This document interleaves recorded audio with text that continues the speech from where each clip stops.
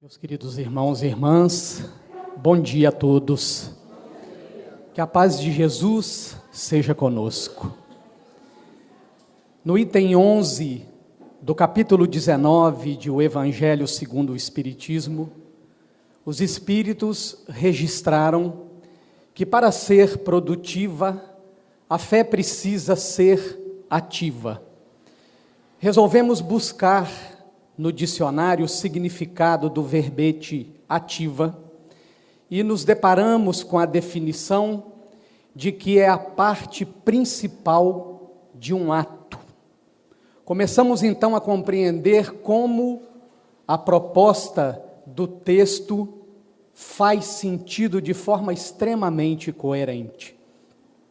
Um fato que é perfeitamente notável para aqueles que observam melhor o próprio movimento da evolução, é que, indiscutivelmente, os 7, 8 primeiros anos do nosso contato com a doutrina espírita foram, indiscutivelmente, o período de maior transformação moral. Conseguimos, de fato, nos acalmar. Conseguimos, de fato, botar uma lente no nosso olhar que foi capaz de explicar muitas coisas que até então eram inexplicáveis para nós. E ao tocar a nossa razão de uma forma tão direta e objetiva, teve o poder de impactar o nosso campo emocional, propondo-nos mudanças comportamentais consideráveis. A imagem que nós podemos fazer para compreender o momento que vem depois, quando então, depois de já alguns anos laborando na doutrina dos Espíritos, nós começamos a compreender as dificuldades de se implementar uma reforma íntima, verdadeira, olhando-nos no espelho da nossa própria consciência, identificando ali aquilo que eu particularmente chamo de o trio parada dura: a vaidade, o orgulho e o egoísmo. É a imagem de um lago em cujo entorno continha vegetação, galhos, pneu de bicicleta, garrafas PET, vaso sanitário, capô de carro, copo descartável, enfim, toda espécie de lixo mais fácil de ser removido. Nesses 7, 8 primeiros anos de contato com a doutrina espírita, foi como se nós conseguíssemos limpar a borda do lago. E então, é o momento de uma escolha difícil: mexer no fundo do lago, ter a coragem de enfiar a mão numa água normalmente turva, que numa linguagem psicológica nós chamaríamos de a nossa sombra psicológica, na definição da psicologia analítica do Dr. Carl Gustav Jung. E aí nós temos medo do que vai surgir, do que está acomodado, sedimentado no fundo deste lago. Criamos uma imagem distorcida de nós mesmos, colocando-nos na condição de sermos melhores do que realmente somos.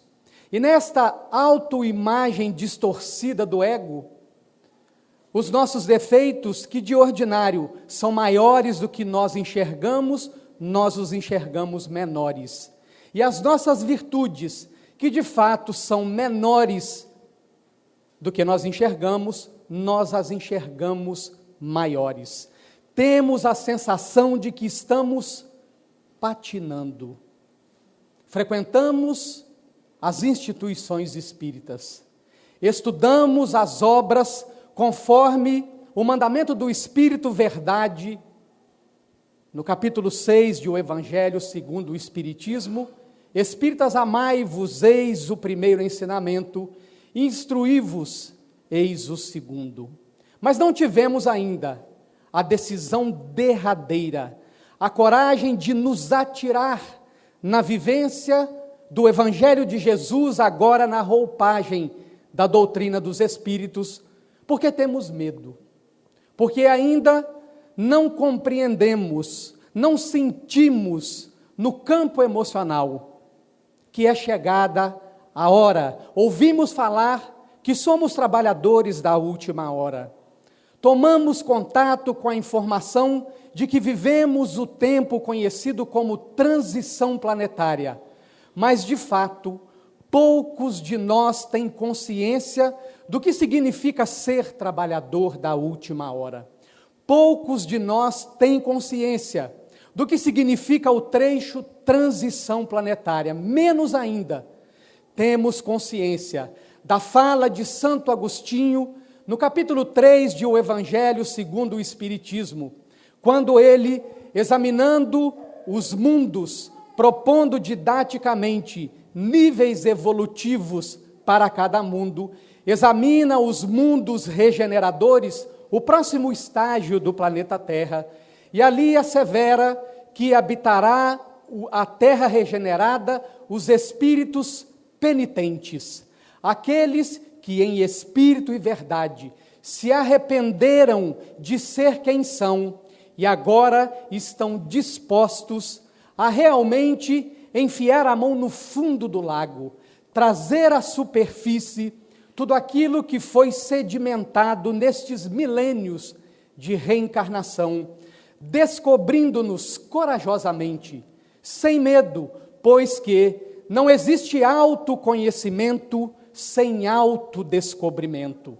Somente a partir do momento que nós começarmos a soltar as amarras que nos contêm e nos lançarmos corajosamente nas vivências do Evangelho de Jesus, é que nós, de fato, despertaremos do nosso psiquismo mais profundo o reino de Deus, que jaz latente, aguardando que pelas nossas vivências, não apenas no culto exterior, mas adorando Deus em espírito e verdade, conforme asseverou Jesus, a mulher samaritana, naquela conversa inovidável, na cidade de Sicar, no poço de Jacó, vivendo em espírito e verdade a mensagem do Evangelho, despertaremos o homem novo dentro de nós. Trouxemos aqui, para compreendermos melhor este caminho, uma mensagem, um poema de um místico católico, São João da Cruz, cujo poema se intitula Subida ao Monte Carmelo. Para chegar a saborear tudo, não queiras ter gosto por nada. Para chegar a saber tudo, não queiras saber de coisa alguma. Para chegar a possuir tudo, não queiras possuir nenhuma coisa. Para chegar a ser tudo, não queiras ser nada. Para chegar a não ter gosto, deves ir por onde não gostas. Para chegar a possuir o que não possuis, deve ir por onde não possuis. Para chegar ao que não és, deve ir por onde não és. Quando te demoras em alguma coisa, não estás te lançando em direção a tudo. Em tudo deves te abandonar. E quando chegares a ter tudo, deves tê-lo sem nada querer. Eis a proposta de nos lançarmos corajosamente a viver a mensagem espírita nestes conturbados dias da transição planetária.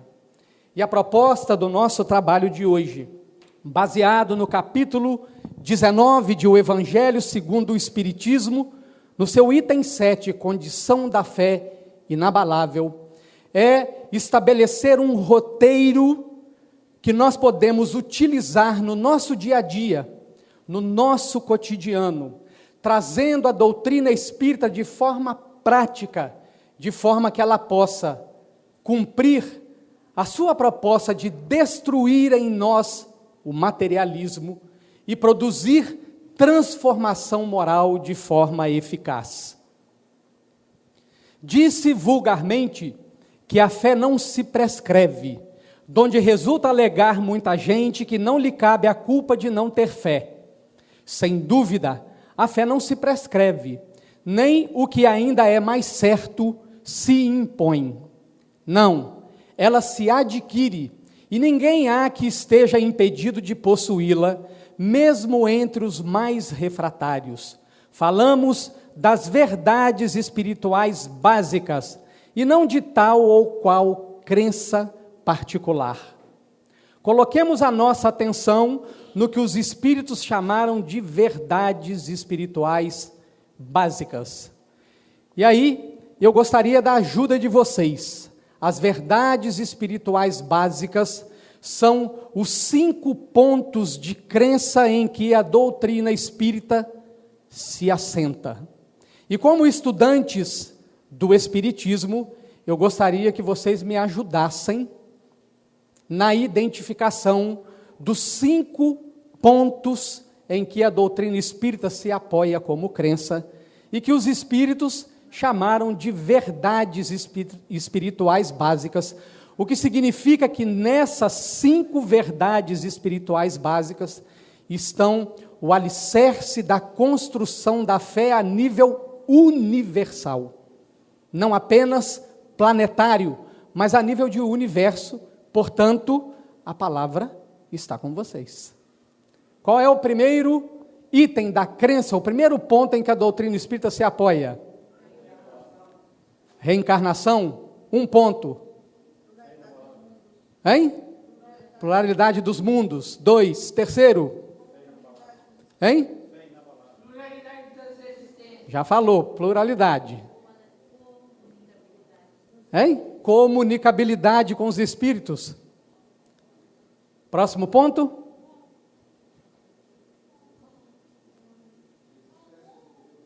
Hein? Crença em Deus. Último ponto?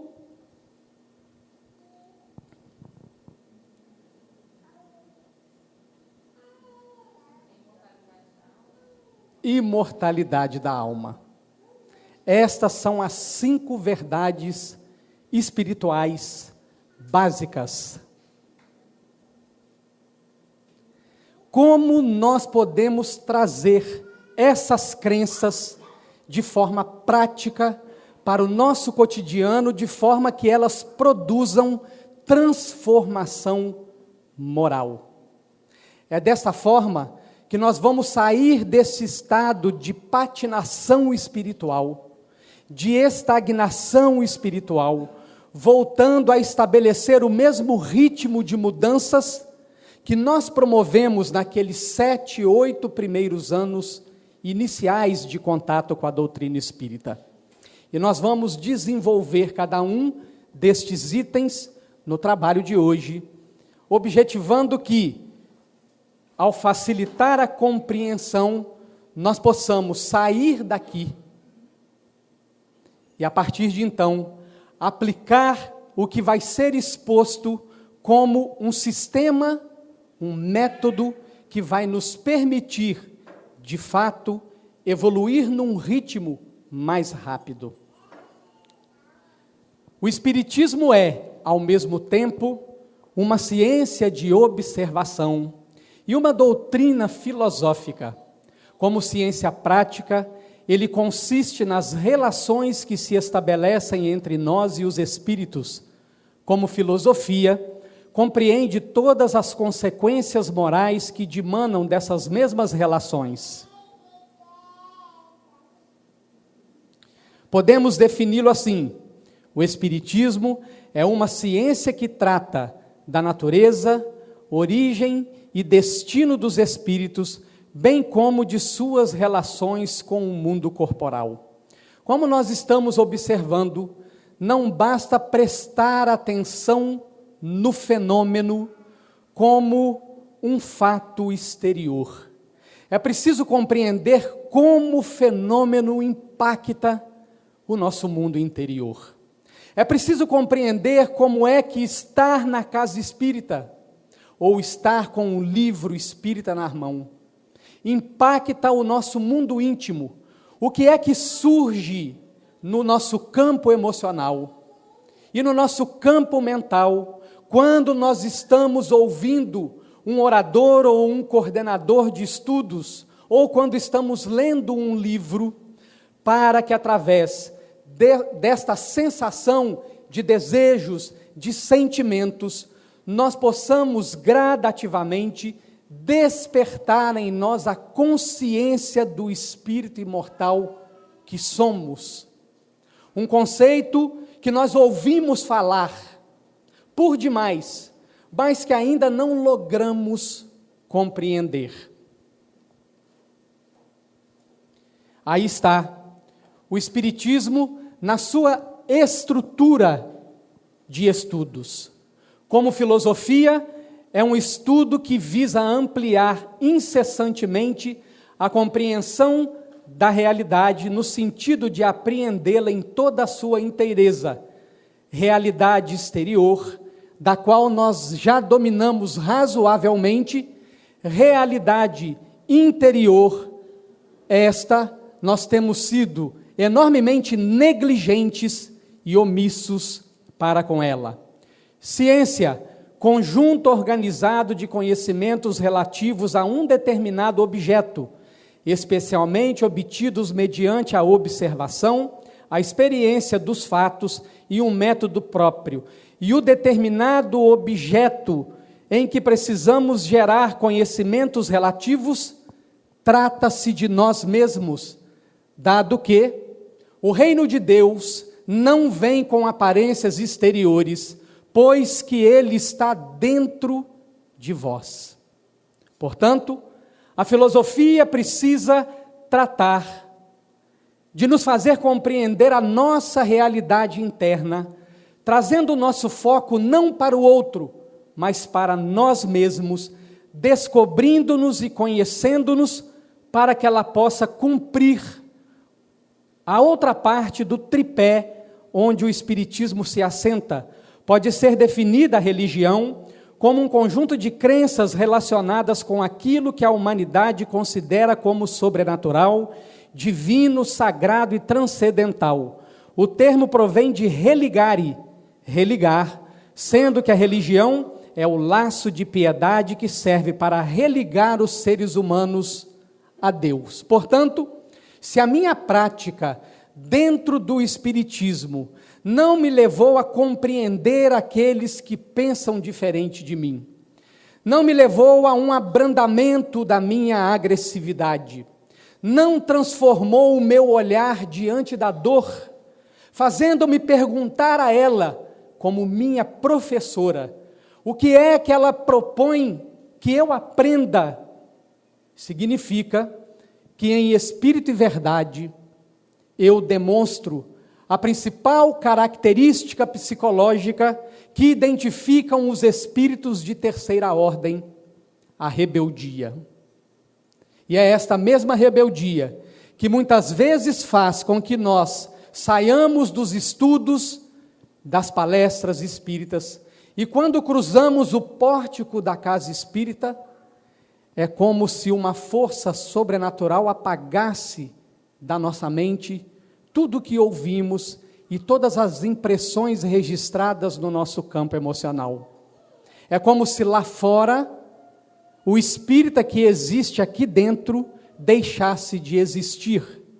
É como se aqui nós aceitássemos temporariamente a psicologia do espírito imortal, mas ao estarmos do lado de fora em contato com a sociedade, nós adotássemos a psicologia do mundo. Como a crença em Deus pode ser trazida para o dia a dia, produzindo transformação moral.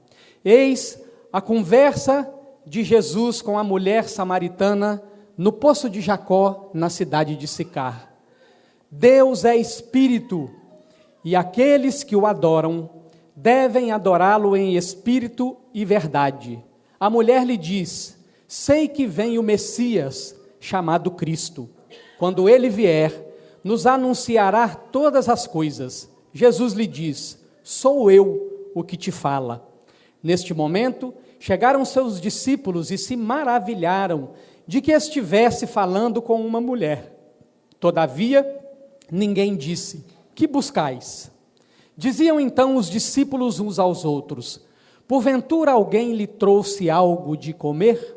Jesus lhes disse: a minha comida é que eu faça a vontade daquele que me enviou e complete a sua obra. Não dizeis vós que há ainda 4 meses até vir a colheita?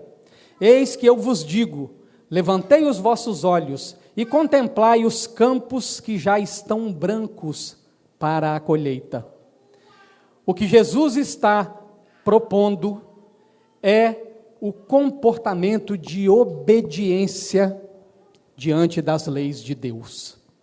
E quando Jesus propõe essa obediência, ele, um puro espírito, dizendo que o que o alimenta é fazer a vontade daquele que o enviou. Nós começamos a perceber a nossa dificuldade, porque para nós as coisas precisam ser ainda do nosso jeito.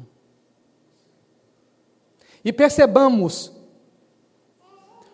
que a desobediência ao que Jesus está propondo nos mantém estacionados espiritualmente. A doutrina espírita nos propõe uma receita para melhorarmos nesta vida e resistirmos ao arrastamento do mal. Vamos identificar a nossa rebeldia? É a questão 919 de O Livro dos Espíritos. Qual é o meio prático mais eficaz de se melhorar nesta vida e de resistir aos arrastamentos do mal? A resposta: um sábio da antiguidade já vos disse: homem, conhece-te a ti mesmo. Perguntamos: quem de nós aqui presente nesta manhã de domingo, e os amigos internautas que nos acompanham, faz metódica e sistematicamente o exame de consciência nos moldes que Santo Agostinho propôs? Levante a mão, por favor.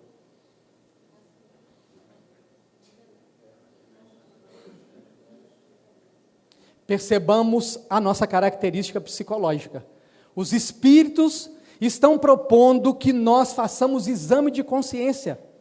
No final da resposta de Santo Agostinho, na questão 919A, quando ele deixa o modelo do exame de consciência, ele diz: o autoconhecimento é a chave para a felicidade humana. Nós simplesmente desobedecemos, porque queremos fazer do nosso jeito. Queremos fazer um caminho diferente daquele que os espíritos superiores delinearam como sendo o caminho mais simples, mais curto, para despertar o reino de Deus dentro de nós. Então, eles propõem que nós façamos exame de consciência obedecendo-os. O que é que nós fazemos? Exame do Zap Zap, exame do Facebook, exame do YouTube, exame de tudo aquilo que no momento de dormir agitam a nossa mente, produzem ansiedade, alimentando os nossos espíritos com um alimento que não pacifica, com um alimento que não equilibra, com um alimento que não harmoniza. E entendemos porque é que mesmo dormindo às vezes 10 horas de sono, acordamos absolutamente cansados. Porque não fomos capazes de nos desligar desses inúmeros lixos mentais que as redes sociais nos propõem e que nós ainda não aprendemos a filtrar. No capítulo 6 do Evangelho de Mateus, no versículo 19, propõe Jesus que os olhos são a candeia da alma. E se o olhar é bom, todo o corpo será luz. Mas se o olhar é ruim, todo o corpo será trevas. E quão grandes essas trevas serão? Jesus está nos ensinando que nós temos uma escolha naquilo que nós observamos. Podemos olhar para os aspectos positivos da vida e vamos trazer daí alimento, energia de natureza positiva. Ou nós podemos olhar para os aspectos negativos da vida e vamos trazer daí um alimento, energias pertinentes, mas nós continuamos a desobedecer. Nos versículos seguintes, Jesus está nos propondo: por que estáis preocupados com o que comer e com o que vestir? E aí ele nos deixa um roteiro luminoso: buscai primeiro o reino de Deus e sua justiça, e todas essas coisas vos serão acrescentadas. Mas nós continuamos a buscar o alimento das conquistas materiais, ignorando o que Jesus propôs que nós obedecêssemos. Como somos portadores do Evangelho no nosso psiquismo mais profundo, e os Espíritos é que nos disseram isso, na questão 621, onde está gravada a lei de Deus? Na consciência. Nós somos portadores de Evangelho. E quando as nossas escolhas nos afastam do Evangelho, nós vibramos no diapasão da consciência de culpa. E quando a consciência de culpa vibra, ainda que inconsciente em nós nos encaminhamos para o túmulo temerosos da morte.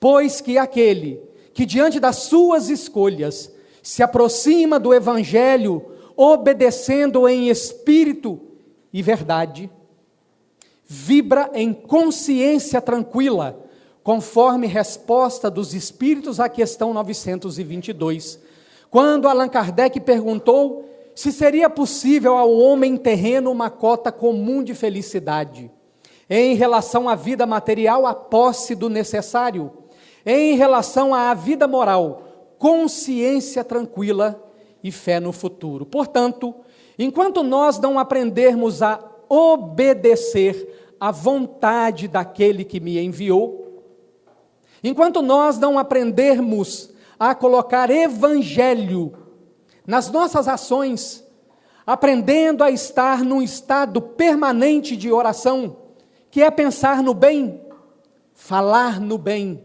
sentir o bem e fazer o bem, nós continuaremos a construir um castelo de ilusões, vindo à casa espírita, estudando as obras espíritas, durante décadas, mas sem que isso seja capaz de transformar os nossos hábitos. É preciso aprender a obedecer. Essa é a primeira proposta. Haroldo Dutra Dias nos fala com brilhantismo e com toda a propriedade sobre o fato mais espetacular que Jesus produziu nos seus 3 anos e meio de andanças entre nós. E assevera Haroldo que o fato mais espetacular não foram as inúmeras curas que Jesus promoveu,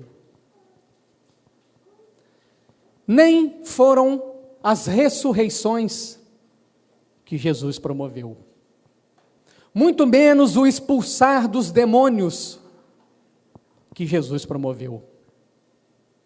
Haroldo nos fala que o fato mais espetacular que Jesus promoveu nos evangelhos aconteceu no domingo de Páscoa pela manhã. E percebamos a didática e a pedagogia do mestre. Os textos sagrados registram que os discípulos estavam todos reunidos, com medo, escondidos, num determinado lugar. E nós nos questionamos, por que é que Jesus não se apresentou a eles nesta primeira aparição, quando todos estavam reunidos? Por que é que Jesus escolhe aparecer na porta do túmulo para Madalena naquela manhã de domingo? Há aí uma causa, há um motivo, há uma razão para isto. Jesus se apresenta à porta do túmulo para deixar a contundente mensagem da imortalidade da alma, para nos dizer, sem qualquer dúvidas, de que o túmulo não é o fim, e que somente fazendo o trajeto do domingo de Ramos, quando o ego era aclamado pelo povo, até o Gólgota, quando todas as nossas iniquidades, vícios e paixões necessitarão ser crucificadas para libertar o ego das suas ilusões, das suas amarras, dos seus grilhões, dos seus cadeados, para que o espírito imortal brilhe em luminosidade, em sua essência. Sem este trajeto, nós renascemos da água, mas não renascemos do Espírito. Então, o fato mais espetacular que Jesus produziu no Evangelho é demonstrar, quando aparece para Madalena, e depois, durante os próximos 40 dias, para mais ou menos 500 pessoas, é nos deixar essa mensagem viva, de que para além desta roupagem que apodrece, adoece, envelhece, dentro de nós vibra o espírito imortal. E nós precisamos trazer esta consciência do ser imortal para as nossas vivências, porque sem ela, nós somos seres apegados. Nos apegamos às coisas, nos apegamos a pessoas, valoramos aquilo que é transitório, e não valoramos aquilo que é imperecível, que é eterno. O indivíduo que desenvolve em si, que desperta a consciência do ser imortal, ele se desapega. Esta é uma das principais características do ser que desenvolveu em si a consciência do espírito imortal, o desapego. E nós trouxemos para a nossa análise a estrutura psicológica do apego. Vamos começar de baixo para cima. E se nós identificarmos em nós a presença do apego em alguma dessas características, vamos nos observar para transformar essas atitudes. Nós chantageamos alguém? Se nós chantageamos, o nosso objetivo é controlar a pessoa. Se nós dizemos aos nossos filhos, não faça isso que a mamãe vai ficar triste, não faça aquilo que a mamãe, que o papai vai ficar triste, nós estamos chantageando o outro. Nós estamos usando o emocional como moeda de troca. Nós manipulamos, pegamos uma informação real e a transformamos para que ela se adapte ao nosso interesse e faça com que o outro nos veja com simpatia. Nós objetivamos controlar o outro. Existe em nós o uso da força para submeter o outro, ameaçando o outro pelo uso da força, ou utilizando sobre o outro um controle de natureza sexual. Nosso objetivo é controlar, e todo controlador, via de regra, é apegado. Ele traz em si a ilusão de que, mantendo tudo e todos sob seu controle, ele sofre menos. E eis a ilusão, porque a quantidade de energia e de tempo que se gasta em controlar o incontrolável leva-nos muitas vezes ao adoecimento, se não à loucura. Todo indivíduo apegado, no fundo, ele é um orgulhoso, porque ele se julga tão superior aos outros que todos devem submeter-se aos seus métodos. E no fundo do orgulho está, conforme nos assevera o espírito Fenelon, em resposta a Allan Kardec na questão 913 de O Livro dos Espíritos, do vício. Qual é o mais radical? Qual é aquele que se encontra mais enraizado no nosso psicológico? Qual é a mãe de todos os outros vícios? o egoísmo. E na questão 917, Fenelon é taxativo. Não adianta atacar os efeitos. Somente quando atacarmos a causa, nós conseguiremos desarticular todos os efeitos que o egoísmo produz. Mas para isso, nós precisamos obedecer aos espíritos e começarmos a fazer o exame de consciência. Reencarnação. Jesus, respondendo a Nicodemos, disse-lhe: na verdade te digo, que aquele que não nascer de novo, não pode ver o reino de Deus. Nicodemos lhe disse, compreendendo que Jesus falara de um renascimento físico. Como pode um homem nascer sendo velho? Pode porventura tornar a entrar no ventre de sua mãe e nascer? Jesus respondeu: na verdade te digo, que aquele que não nascer da água e do Espírito, não pode entrar no reino de Deus. O que é nascido da carne é carne, e o que é nascido do Espírito é Espírito. Percebamos o seguinte: nós temos renascido da água. Conforme nos ensina Emmanuel, nestes 200 mil anos de Homo sapiens, em média 700 vezes. Mas nestas 700 vezes, poucos de nós renasceu do Espírito. Percebamos como nós administramos o nosso tempo.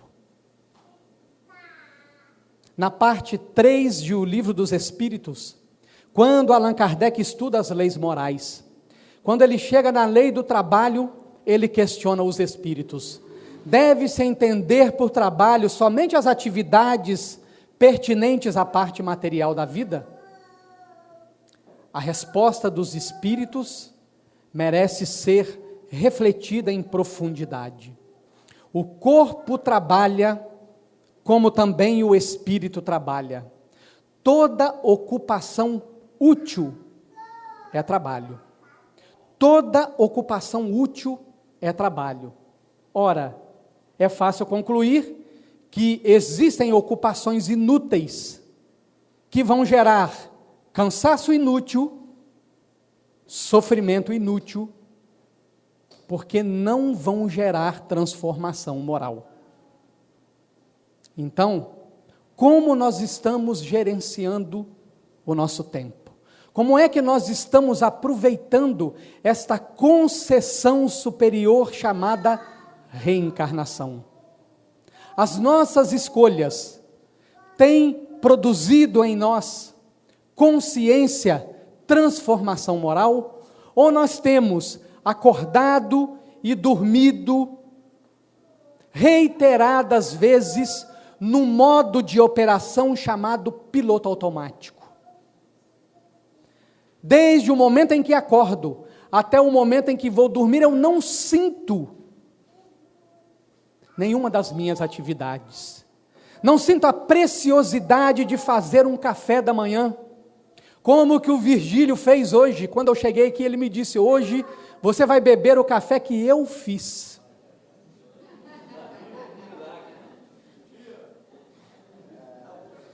Colocamos amor no café da manhã? Quando nós estamos cuidando da nossa aparência exterior, estamos preocupados com a aparência interior, de forma que quem cruzar o nosso caminho, veja a face de Jesus refletida em nós? Lá no trabalho, estou aproveitando aquelas experiências para me disciplinar? Para aprender o valor do aprendizado intelectual, de viver em comunidade, de trabalhar como equipe, de compreender que eu não sou a última bolacha do pacote, e nem a última Coca-Cola do deserto, mas que fazemos parte de uma engrenagem, somos um só corpo em Cristo, Paulo Romanos. E cada peça deste corpo tem a sua função. A orelha não pode ser o coração, porque não possui características para tal. e compreendendo o meu papel dentro desta engrenagem, eu me entrego e me dou a Ele, retirando dali tudo que o meu espírito imortal necessita aprender para se desenvolver? Recordemos que a literatura espírita é farta em relatos daqueles que, desembarcando na realidade última, o mundo espiritual, se deram conta do enorme desperdício de tempo, aplicando nas quimeras da vida cotidiana, aplicando na construção daquilo que não é eterno, aplicando na realização e no alimento daquilo que é passageiro. Precisamos dar utilidade ao tempo, alimentando o ser imortal que nós somos, pois que toda ocupação útil é trabalho. Nicodemos procura Jesus à noite. Do ponto de vista histórico, o fato se deu à noite. Entretanto, retirando da letra o espírito, entendemos que a palavra noite indica trevas, escuridão, ignorância, em oposição a dia, indicativo de luz, claridade, sabedoria. No contexto da passagem evangélica, Nicodemos simboliza alguém que já identificou os pontos obscuros. Olhem bem, já identificou os pontos obscuros. Nós já identificamos os nossos pontos obscuros pelo exame de consciência, existentes em si mesmo, representados pela ignorância que ainda possuía. Mediunidade. Prestem atenção nessas questões. Veem os espíritos tudo o que fazemos? Podem ver, pois que constantemente vos rodeiam. Cada um, porém, só vê aquilo a que dá atenção. Não se ocupam com o que lhes é indiferente. Cada um, porém, só vê aquilo a que dá atenção. Percebamos o seguinte: do que eu penso, do que eu sinto, do que eu faço, eu estou mostrando aos espíritos e atraindo-os para serem as minhas companhias espirituais. Fazendo um rápido exame de consciente, quais têm sido os meus pensamentos? Quais são os desejos, sentimentos e sensações que eu tenho escondido dos outros e escondido de mim mesmo? Pois que é desta irradiação energética que eu atraio os espíritos. E não preciso me enganar. André Luiz nos ensina que o pensamento se reflete no perispírito em imagem, em cor e em cheiro. Como a todo pensamento está associado uma emoção, esta emoção do momento é refletida no meu perispírito como cor e cheiro. Os espíritos nos veem como se folheassem uma revista, com toda clareza. E percebam o seguinte: Allan Kardec não está perguntando, veem os espíritos superiores? Quando ele coloca os espíritos, ele está dizendo os superiores e os inferiores. Imagina você que trabalha na reunião mediúnica e propõe ao espírito que ele equilibre a própria sexualidade, mas você não educou a sua. Imagine você que trabalha numa reunião mediúnica e propõe ao espírito a tolerância, mas atacou os eleitores do candidato de quem você não votou. Imagine você que propõe aos espíritos o perdão, mas que você não foi capaz de perdoar. Eles estão nos observando. Podem os espíritos conhecer os nossos mais secretos pensamentos? Muitas vezes chegam a conhecer o que desejarias ocultar de vós mesmos. Nem atos, nem pensamentos se lhe podem dissimular. Assim, mais fácil nos seria ocultar de uma pessoa viva qualquer coisa do que a esconder dessa mesma pessoa depois de morta? Certamente, quando vos julgais muito ocultos, é comum terdes ao vosso lado uma multidão de espíritos que vos observam, o que levou Paulo a registrar que nós estamos constantemente cercados por uma multidão de testemunhas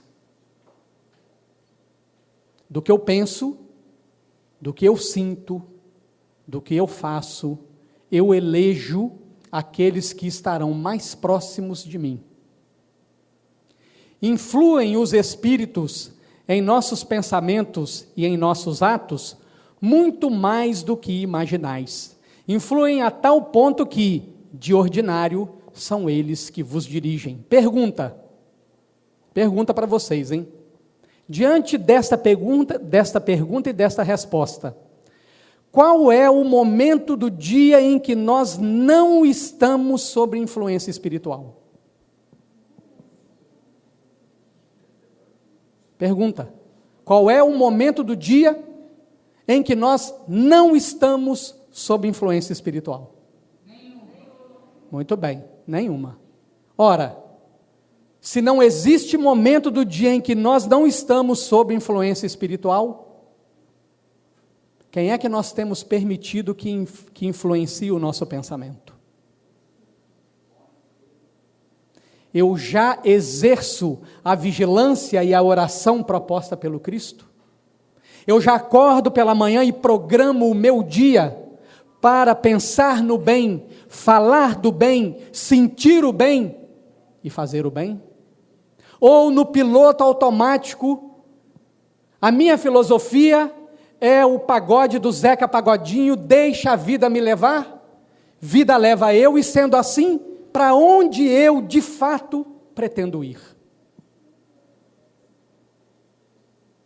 Eu sou o coadjuvante da minha vida, ou já me decidi a ser o protagonista, tomando as rédeas do meu destino e fazendo de Jesus o meu objetivo existencial?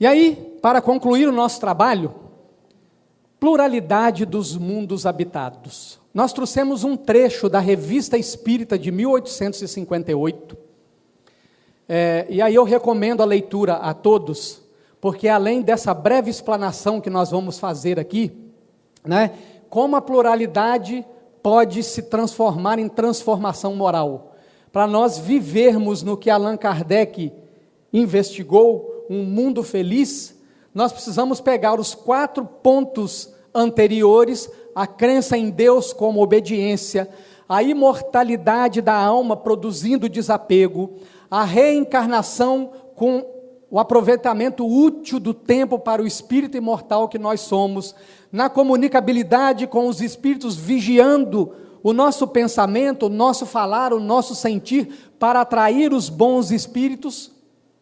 Usando esses 4 pontos, a nossa evolução é inevitável.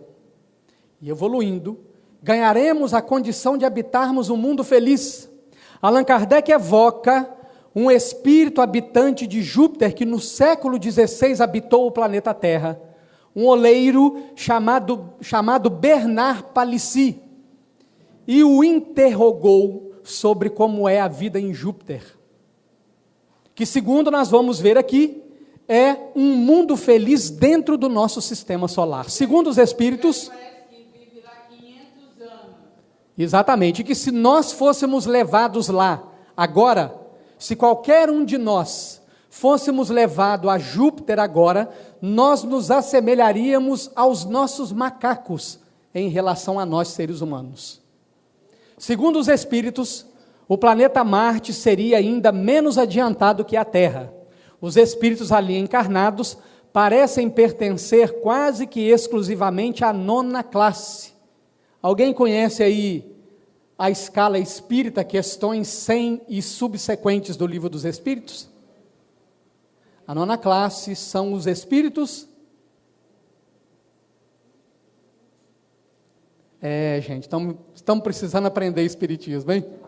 São os espíritos impuros, não é? A dos espíritos impuros, de sorte que o primeiro quadro que demos acima seria a imagem desse mundo.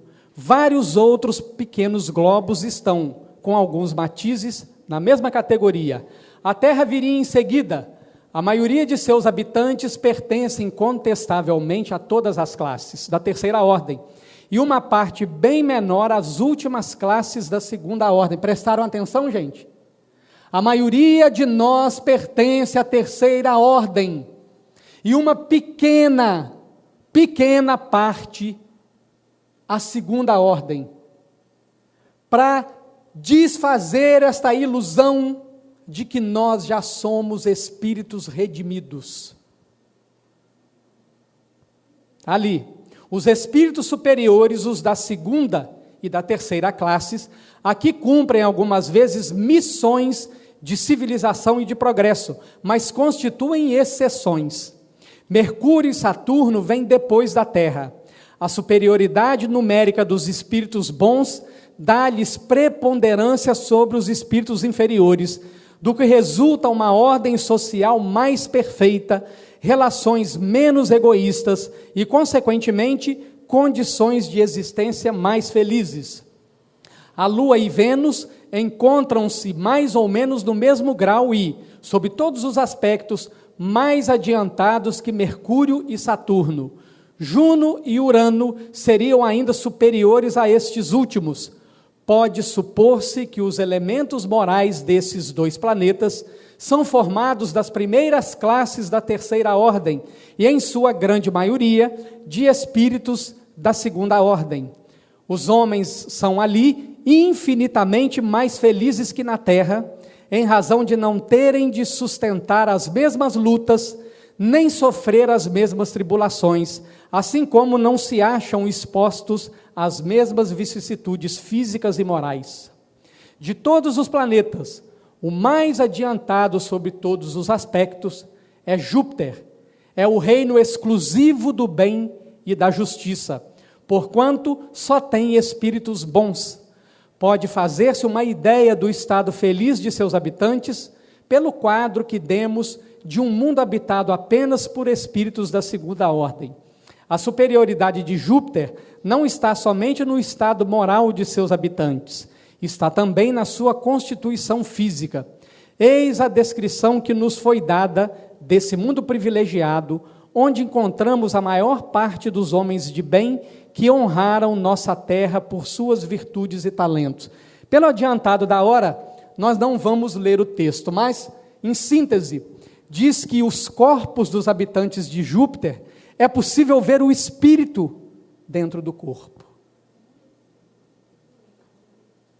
Que não existem mais guerras. As casas não têm muro, porque todos se respeitam.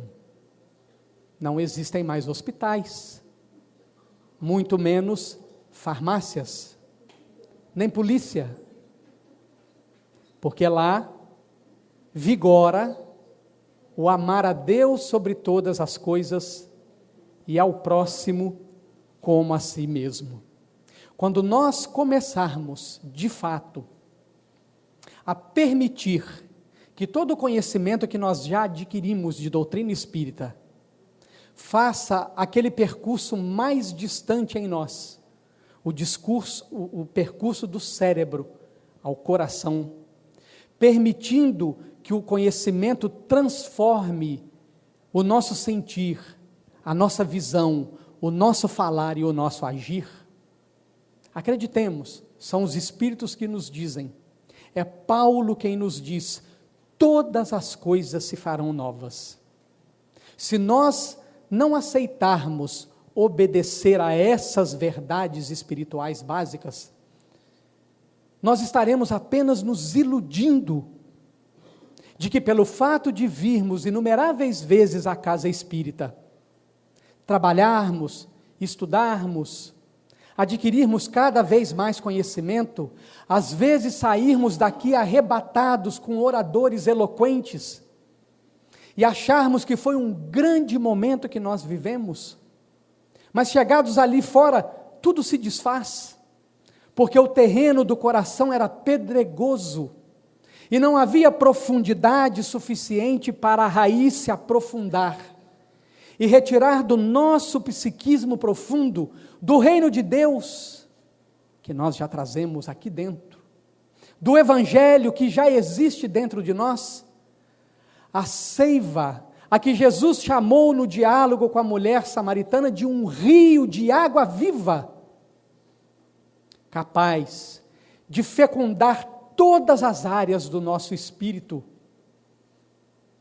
fazendo com que aí fora, para aqueles que ainda não conhecem Jesus, para os desesperançados de todos os matizes, para os desesperados de toda a sorte, para os iludidos pelas plumas da vaidade, pela autoinflação do orgulho, enxergarem em nós a face de Jesus, às vezes sem que seja preciso que nós abramos a nossa boca,